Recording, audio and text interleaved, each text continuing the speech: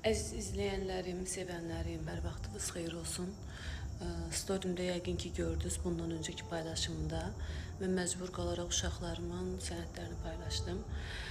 Çünki bilirsiniz ki, mən illərdir bir ədəbsiz, əxlaqsız, mənliksiz bir insanla mübarizə aparıram. Ona görə də paylaşdım, sübut olsun. Bəlkə səslərini kəsələr, mənim uşaqlarımla, mənim evladlarımla əl çəkilər. Çünki onlar körpədirlər, onların heç bir günahı yoxdur. Ola bilərdi, bəlkə onların sənəti də olmazdı. Elə olsa belə kiminsə mənə nəsə deməyə haqqı yoxdur. Mən heç kimin uşağının, ümumiyyətlə heç kimin uşağının atasını tanımağa çalışmamışam. Heç kimin uşağının sənətindən maraqlanmamışam. Mənim evladımın sənəti olmasaydı, siz məni biabır eləməlisiniz, siz mənə nəsə deməyə haqqınız var. Mən çıxıram səhnədə oxuyuram, mənim sənətimə qarşı istədiyiniz söz deyin. Amma mənim uşağımı müğənniləri yığmısınız, soruşmusunuz. Niyə? Müğənnilər niyə tanımalıdır mənim uşağımın atası? Mən sizin hansınızın ərini tanıyıram ki, siz mənim ərimi tanımalısınız. Əslində də çox gözəl tanıyırsınız. Əslində elə sizin mənlə davavız da o davadır. Amma sizə çox gözəl bir xəbərim var. Çox gözəl bir xəbərim var. Onu sizlə baş-başa buraxdım. Mən artıq bir ildir ki, o insanın həyatında yoxam. Əl çəkin məndən də, mənim evladlarımdan da əl çəkin, uzaq durun. O Famil, o da siz.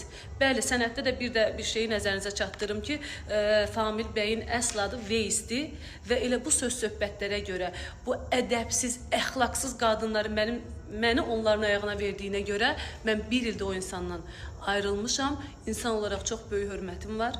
Uşaqlarımın atasıdır. Hər zaman hörmətini qoruyacağam, saxlayacağam, amma həyatımda yoxdur. Əl çəkin məndən. Davalarınızı artıq bəsdir. Gedin başqa bir kimsə çıxarsa onun həyatını artıq onunla eləyərsiniz. Mən yoxam onun həyatında. Qaldı ki sizə bu kağız idi. Dərdiniz bu kağız idi. Budur. Bununla ölçülür namus, qeyrət. Lazım olarsa, vaxt gələrsə onu da paylaşarım. Əlbəttə o da əsasdır. O da vacib bir şeydir. Amma ondan vacib bir şey var. O kağızdan da, o sənətdən də vacib bir şey var. 10 ildir mən bir insanın həyatındayım. Və 10 ildir mən sizi tanıyıram. Bir 10 dənə adam da tanıyıram sizin həyatınızda. Siz də məni yalnız bir insanla vurursunuz. Yalnız bir insanla. Onu da verdim sizə, bağışladım sizə. Halal, haram xoşunuz olsun. Mən sizə bu davanın əslində niyə olduğunu da açıqlayım. Heç kimə qaranlıq qalmasın. Deməli, Şəmkirli bəyəfəndi pandemiya vaxtında, əslində çox adam bilir bu mövzunu, amma yenə də deyim, siz də biləsiniz. Şəmkirli bəyəfəndi bu xanıma zəng vurur, xanım da demək olarsa, insanlıqdan çıxmış insana zəng vurur, deyir ki, gəl Şəmkirə. Və bunun nəyisi Şəmkirə çağırır. O da deyir ki, gələrəm 5000 ver, gəlim. O da deyir ki, 5000 cama sən 500 manat verir. Mən sən niyə 5000 verirəm?